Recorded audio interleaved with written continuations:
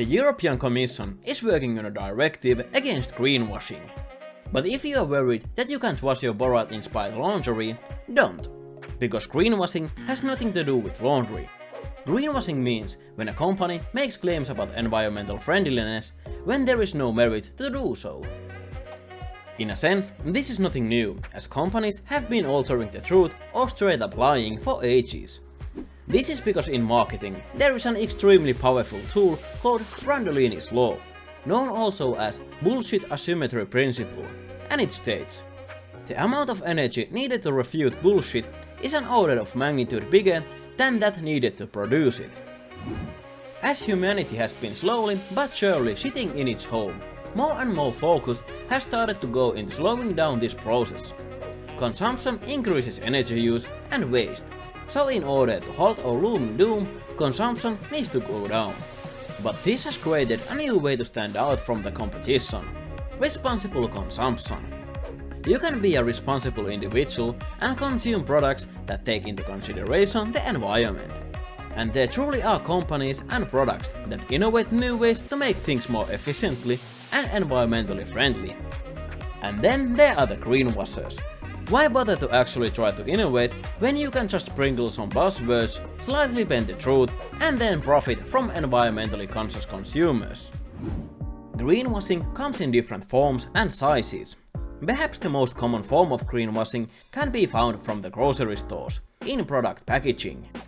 In its most simplest form, you can add phrases like "now with X amount less plastic", "made with recyclable materials", or just change your color theme to green.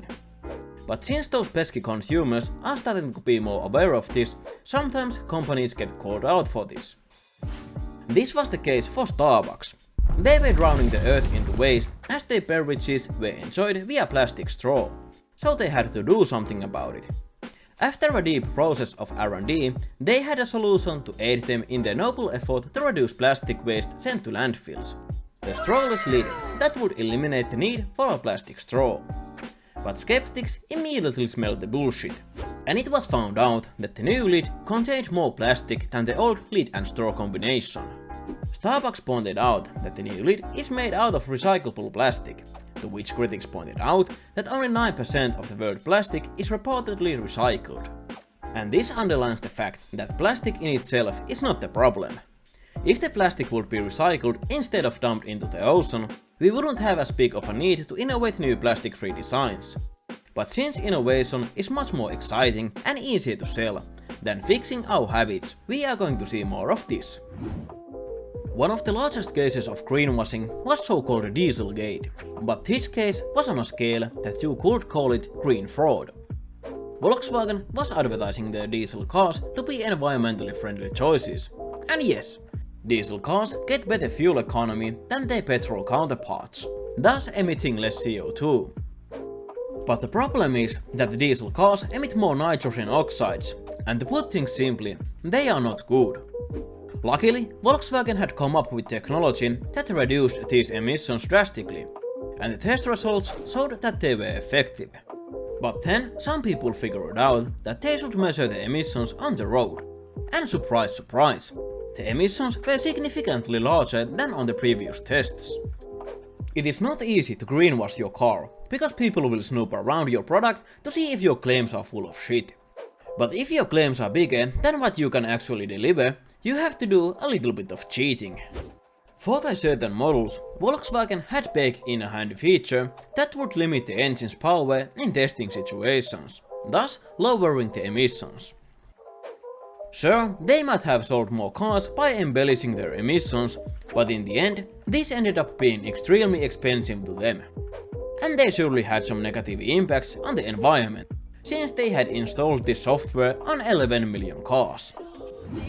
There are countless other companies that are green, but at the same time dabble in other immoral activities.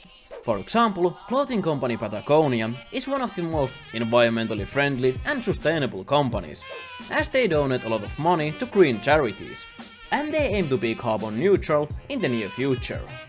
The only stain in their green public image is human trafficking in their supply chain and potentially benefiting from the forced Uyghur labor in China. Green is not the only color in companies' washing programs, as you can take any movement and companies are using it to boost their sales, like pinkwashing. When #MeToo was popping off, Gillette published this ad campaign that got a lot of attention, but not in the best ways. At the same time as they were preaching about toxic masculinity, they were charging a premium on women's razors. And yes, they are not the same product per se, but the differences can't likely explain the higher price. This phenomena of cashing in on wokeness can also be observed when Pride Month rolls around. For example, to celebrate Pride Month, Bethesda changed their logo's coloring to bring awareness that there are different sexual orientations in the world, but not in countries where the rights of these people are questionable and where Pride Month would have the biggest impact. To summarize, for most companies, especially publicly traded companies that have shareholders and the line to please, being ethical, responsible or ecological are things that come second for the most important thing, being profitable. And this is why we need regulation.